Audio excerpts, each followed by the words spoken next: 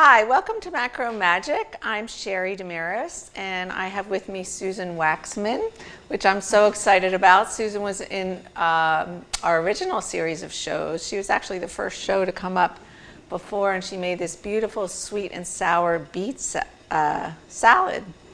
And today she's going to show one of her specialty dishes with pasta. And we had her husband, Denny Waxman, on a few shows ago. And Denny talked all about their new book, which Susan and Denny had written together. Susan wrote all these fabulous recipes in the book, recipes that I refer to all the time in my classes and with my students. And I'm just so excited because I love Susan's method of cooking. I love her style. I love that she understands flavors so well. And she has so much experience. She's not only a cookbook author, but she's also a cooking teacher and a macrobiotic counselor. So welcome, Susan. Thank you, Sheri. That's a beautiful introduction. So what are we making today? So today we're going to make a pasta dish with a spicy cauliflower sauce. And I just came up with this one time, probably because I was cooking for the kids and they like a little bit of spice. And then this dish became their new favorite dish. So I can't believe you just come up with this stuff. I think you, I followed you a lot with your recipes and your books, and I realized that you get so inspired. You go out to, really good ethnic restaurants and you actually pick out what's in the salad dressing or what's in the sauces, and you go home and reinvent these recipes using macrobiotic ingredients, which is so amazing. I think one of the kids once described it as macro fusion. So I'm using different ingredients just to bring out the flavor that I want, but it's all really also about balance, balancing the oil with the salt. And I mean, really, too, I think macrobiotic cooking, it's coming from an energetic perspective and really trying to source some of the best quality ingredients that we can find. So. And I know in the new wave of macrobiotics, what Denny has talked about on numerous occasions is weaving in a little bit more lighter style cooking. Macrobiotics started in the 60s as a very heavy, dense, lots of grain, lots of vegetable, lots of miso, lots of salt. And many people started feeling really tight and de-energized from that. So the movement in the modern day macrobiotics is more looking at more pasta dishes, more lightly cooked grain dishes, more bright colored vegetables, things like that. So you are a very great resource for many, many people to learn that style of cooking. Oh, thank you.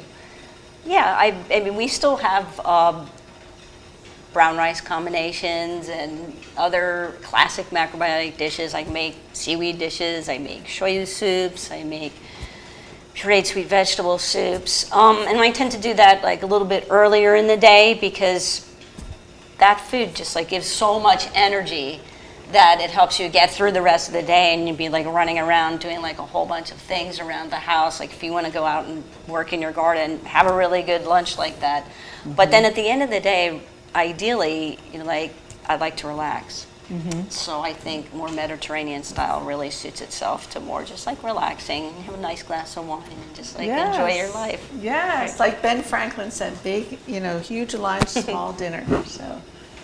Okay, so I guess I should get started, right? Mm-hmm. This is a Le Creuset pot, and it's kind of a unique shape. I'm gonna flip on the burner before I put this on. Usually start with a little bit of heat. And a recipe here, I'm gonna do things just slightly different. They've been experimenting with different styles of cooking, and in order to keep the oil at a good temperature, because I don't want to lose flavor, but ideally I want the oil to not get too hot. Because if it gets too hot and it burns, not only will that taste really bad, but that's really bad for you. It can turn good quality oil into something that can be like really harmful to your health. So I've been experimenting with like just different ways of doing things and playing with things, and it's completely fine. So I'm just going to heat this up a little bit of water, and I have some diced onions here, and we'll put those in the pot first. Now I know that there's all sorts of white onions. There's white onions, there's sweet onions, and then there's just regular onions. Which ones do you like to use? These are yellow onions. I like red onions too. Put that to you. For this, generally for cooking, I use yellow onions, and then for salads or any type of pickling, or if I want a little bit more color in a dish, then I'll use a red onion. You certainly could use a red onion in this dish. I think you'd be using a waste of color because it's going to have tomato in it, and then you're just not going to get the nice pop of like the red color. So we'll use this. We'll use the yellow. I mean, some people think that the yellow onions get a little sweeter. I think it really depends on like how the onion is grown. Like certain varieties. There's so many different varieties of onions, and onions are so good for the immune system. Yes. Even if you're on an animal food diet, they always recommend onions, scallions, shallots, all the onion family. Yeah, not only the immune system, they have a calming effect on our nervous system. So that's like, it's advantageous really to use like plenty of onions. And like macrobiotic cooking is never at a loss for onions. I think, like when somebody asked one time, so like what vegetable do you use the most, or what's your favorite vegetable? I was like, well, I like a lot of different vegetables, but probably the vegetable I use the most is probably an onion. Just because it's in so many things. It's in bean dishes, it's in pasta dishes, grain dishes. And you can just buy a big bag and keep them in a bowl on your counter. You don't even have to refrigerate them, which is nice. Okay, so if you look at the pot here, the first thing we're going to do, we're going to recognize the color of the onion there. So getting a nice sweet taste out of the onion is really about timing, adding enough salt to bring out the sweetness of that onion, but also timing. So I always like wait till the color changes from white, and if you look closely to the screen, I hope you can see that at home, you'll notice that there's a little bit of yellow hue that comes off of the onion. At that time, we're going to give this a nice pinch of salt. And I know in macrobiotics we recommend SI salts, which Yes. you can buy online. Yes, normally I use that, and I forgot my salt today, so I'm using the pink salt. And then here's some garlic. So your choice here is you could leave a whole garlic if you want to and just kind of smush it a little bit. That gives a more subtle taste of garlic. Mincing it gives more of an intense garlic taste. I'm not a fan of the mince, but slicing it is kind of just in the middle. So I usually recommend slicing. And then just... And you start to smell the sweetness of the onion come out too. Yeah, so now I'm going to lower the flame here. And at this time, I'm going to raise the flame on our pasta. So making a good pasta dish is really about timing. Timing that your sauce is going to be finished right around the time where your pasta is finished. And you ideally want your pasta to be cooked slightly al dente. Because for this type of sauce, you're not like tossing something in between. This, you're actually going to take the pasta that's slightly undercooked and you're going to finish it in the sauce. And that way the sauce more or less adheres to the pasta and you just have a much more rich, intense flavor. Nice. So thereby saying that, some of the pastas that work better, I have these spirals. So spirals work really well. See that? And then I have this type of pasta, which looks like a larger macaroni. That works really well. Also, bigger spirals work well. Penne works well for this particular sauce. Ricotta works good too, but I kind of like the spirals. That's my favorite shape for this particular sauce because different sauces work better with like different types of pasta. So nice. So these are this is a local brand from Philadelphia, you said. yeah, I got this one in the Italian market at Claudio's. They have like an assortment of a whole lot of different things, and I think you can order from them online. If you have a local specialty store that has different Italian products, what you're looking for is 100% durum semolina pasta. Ideally, if you can find that grown organically, that's great. If it comes from Italy, it's going to be very good quality as far as pasta is concerned. This one is called Viennature, and it's an Italian company, and they're more readily available. You can find them in Whole Foods markets. You can find them in other. Scene in Philadelphia carries them. I mean, Whole Foods is pretty prevalent across the United States. And then also you have, I don't know if they carry them in Wegmans markets, but they definitely carry them also in Mom's markets. So Mom's is more situated on the East Coast. So you're just going to have to like go, if you're on the West Coast, explore, just like look around and like see what you can find. Usually these pastas are a little heavier. It's a little thicker pasta. And better quality pasta is going to be thicker. It's not enriched with any kind of like weird products. So. Nice. And you can also use whole wheat pasta too. Some people You could use whole wheat. Whole wheat can get a little heavy. In that case, again, I would probably pick, I wouldn't choose penne. I would probably go with like the spirals or something because it's going to be a little bit lighter. Okay, we have a nice boil going on here, and when you cook your pasta, you want to be generous with your salt.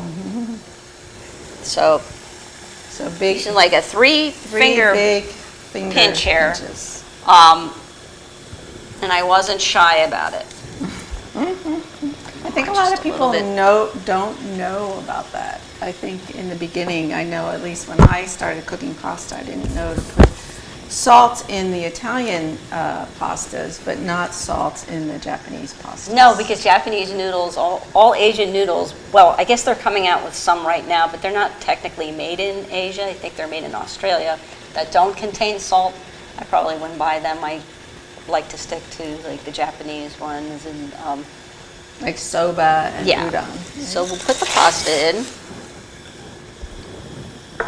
This is such an easy dish. You make it look so simple. It's a really easy dish. I prepped all this stuff at home today just for time's sake and convenience. And it took me maybe like 10 minutes to prep everything. So it's just, that's another thing, especially if you have kids at home, you kind of like don't really want to be playing around with like a lot of time consuming things. Here are some tomatoes. I personally don't have any fresh tomatoes available yet. I grow them, the heirloom ones. These are heirloom variety ones. And what I did was I froze these. I read online that you can actually freeze tomatoes whole, and then when you thaw them out, the shell comes off really easily. Nice, So, and I know that's what I at did. least in my garden, how many thousands of tomatoes come up all at once. Oh, I know. So I know. It's just great like, to know that. And what I do here, I just go back and forth with the same utensil. I don't really have a special utensil. Ideally, wood is better because if you put wood in here to stir, it's not going to take the heat out.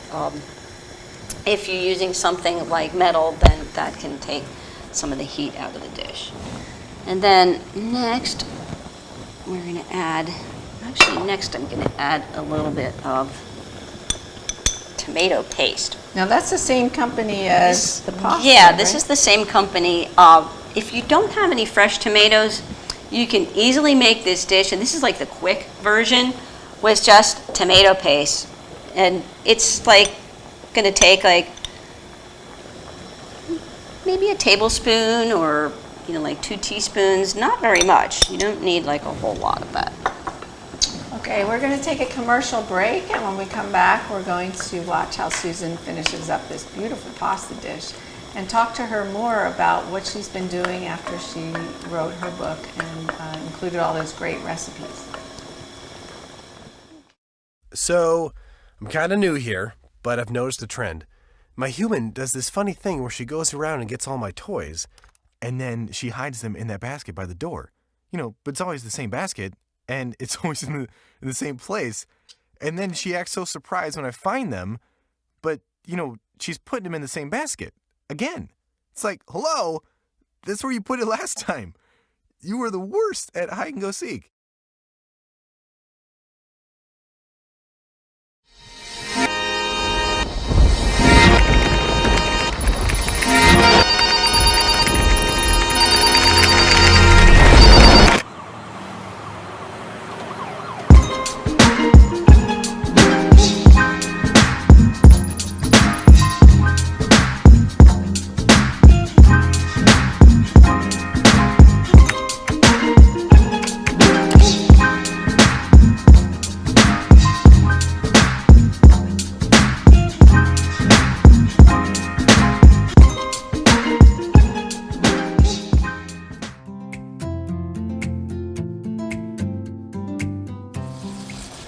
Welcome back to Macro Magic. I'm with Susan Waxman, and many of you know Denny Waxman as a prominent counselor in Philadelphia. This is his wife Susan, and together they've written a great, wonderful cookbook.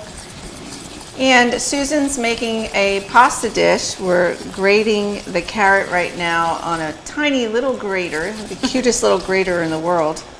Cute, Sarah. And we have the onions and the tomatoes simmering, as well as the pasta in the second pot. So I don't need a lot of this. We'll just use like a little bit. So this helps cut down the acidity of the tomato and again makes the dish a little bit more sweet. Now in the recipe it says to add miso, but because not all of you may be familiar with miso, I don't have that here right now. Little pasta dish. So notice how this is getting nice and thick right now. And that's more or less what we want. And now I'm going to add some olive oil. So this is a really high-class olive oil. I buy this from a place called oliveoillovers.com. Wow. And what's the name of it? I'm not sure. Frankie Bio. Okay. They have an assortment of Organic. olive oils. Yeah, some are organic or biodynamic, from biodynamic farms, and they it's from around the world, I should say. So they'll have some things from Tunisia, they'll have some things from Spain, from Greece. This is an Italian oil, Portugal. My favorite oils are, if you can find like the really high quality Italian oils, I like them best. After that, I do like, there's some good ones from Tunisia too. So yeah, it just kind of depends on the oil and the olives. Nice. I'm going to take a little bit of this pasta cooking water and I'm going to ladle some of the water in here, just like that. I already feel like I'm sitting in a great Italian restaurant in South Philly. Then again, we'll put a little bit more salt in there. And then the cauliflower are cut into like little florets here. So we'll put these guys in. This is so great for kids to feed them vegetables when they're not eating enough vegetables, to sneak it in their pasta. Yeah, as long as they don't sneak it back out. Just kidding. That's one of the kids used to, like you would see his dish and like all these onions would be pushed to the side. It's pretty funny. But yet they like the onions in the pasta because they like the flavor of the sauce with the sweetness. So I love your need all style of this. cooking. You're so neat and meticulous. The food's not flying off the cutting board and you're not banging dishes. Doing this because I want to make sure it's not like overpopulated with cauliflower. But you know what? We only have a few left, so if we have overpopulation, we're just not going to worry about that. Nice. And what is this an olive? That is spread? harissa. Oh, harissa. Okay. So that is, I want to give this a do you want to spin explain here what to make harissa sure is? that we're okay here. So if I look at this, I can tell that this particular pasta cooks very quickly. And put a little bit of this in here. So this is where the spice comes from. And oops, maybe that's a little bit, I think I was enthusiastic there. Usually at home I use So what an is espresso harissa? spoon. Harissa is red pepper and let me see. Is what it, is it? It's red like the pepper and Koreans? different things, paprika and different spices. This is from Tunisia, and it's more prevalent in like more Middle Eastern Dishes. Yeah. And you also have some capers. Some capers and here. olives. This is a brand, Jeff's Organic. These are really nice capers. They're not too salty.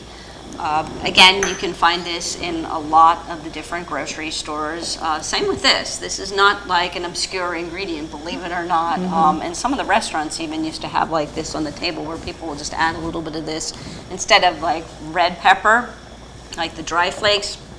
I find sometimes the dry flakes, you get the little seeds in there and then it's just like too spicy. Or this tends to just like blend a little bit more. Certainly if you wanted to like cook a little bit of red chilies in there, you could do that. And I believe my recipe says that as an optional ingredient, but it's not something that's necessary to like make the dish taste good. And then the last thing I'll add will be, these are oil cured Moroccan olives. They are salty, but they're delicious. I might have like a whole one in here if you'd like to taste it. Here, that's for you. Salty. Oh, they're delicious. Oh, wow. Really nice. Really deep flavor. Yeah, so you can find those also in like the specialty sections in some just grocery stores. In fact, like a lot of grocery stores now have little olive bars. So you can just go and buy containers. I don't buy this in a jar. I've only ever bought it like in bulk. And loose. Yeah, the Italian market, Claudio's has it, Whole Foods has them. I bought these at Mom's. Yeah. So with all these extra things, it's really adding dimension. More flavors, deeper, richer flavors to the pasta. Yes, yes, definitely. You know what? I'm going to rinse this off. So tell me a little bit about you're a book author, and you also have a blog where you post your recipes. And then you work with Denny in terms of counseling some clients and also teach a lot.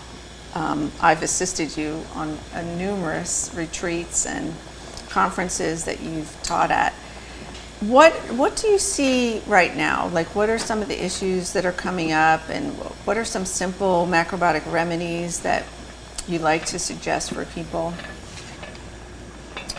who are, struggling with maybe allergies or asthma or, just basic things that they can start adding to their diet? Because I know Denny always says, add something, don't subtract anything. Yeah, we're all about adding healthy foods into your diet, and that's like the starting place. A lot of people try eliminating and taking away, and you know what?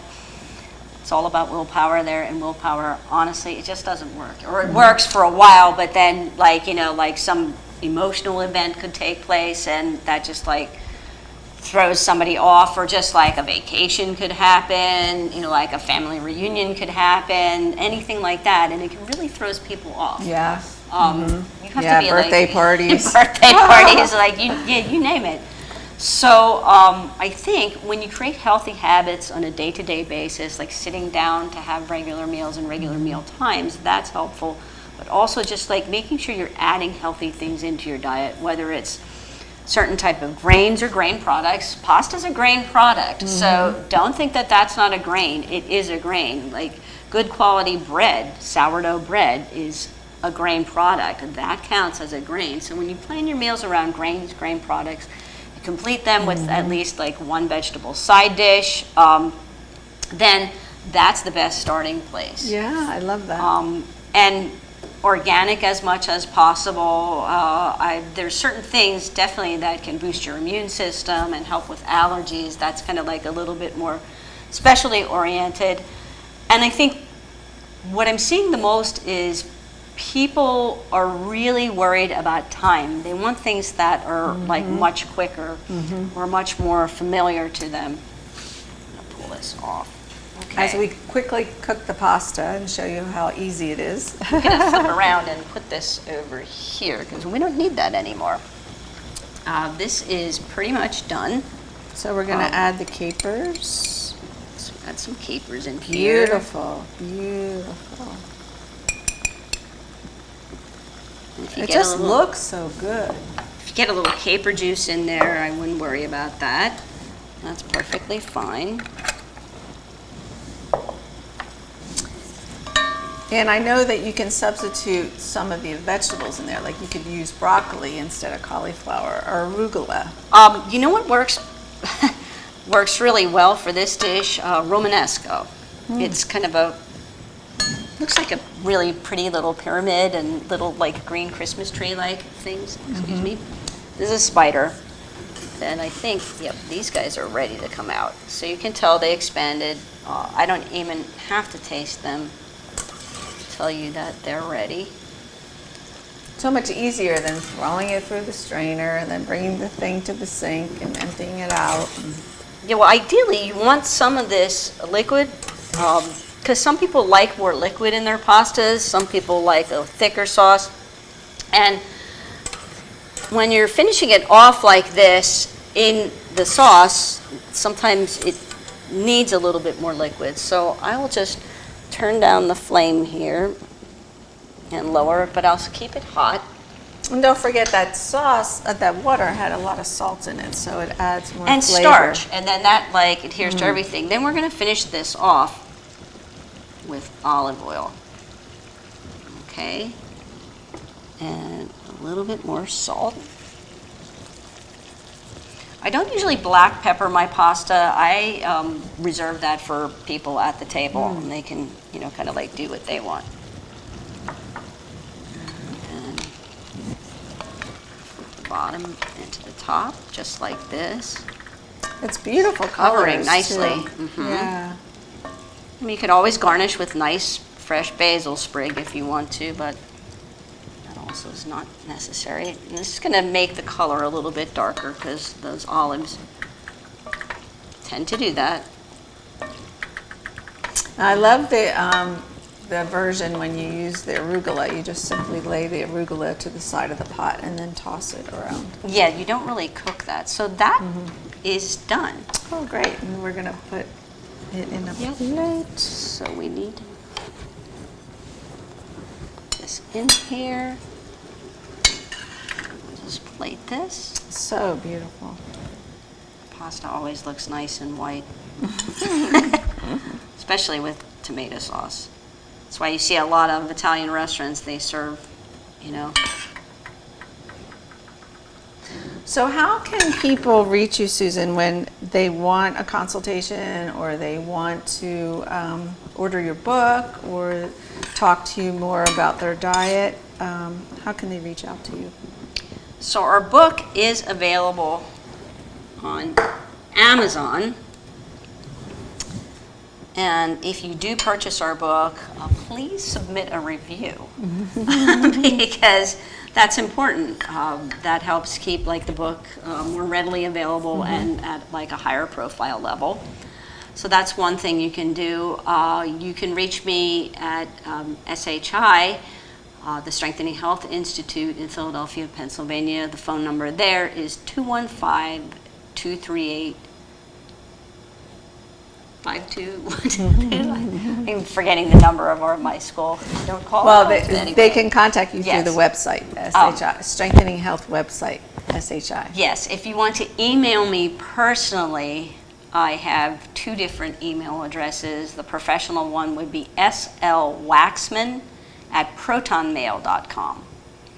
So that one's like easier. I have another email address, sstigerlow@yahoo.com, but the Proton Mail is more reserved for professional use. So. Great. And so are you coming out with another book? My question. More recipes coming? I am interested in actually doing some classes right right now. Can organize that. We have a young man who was born and raised macrobiotically, and he was one of, I believe, like 8 children, and he's going to move to Philadelphia specifically to study with Denny and I, as counseling and cooking.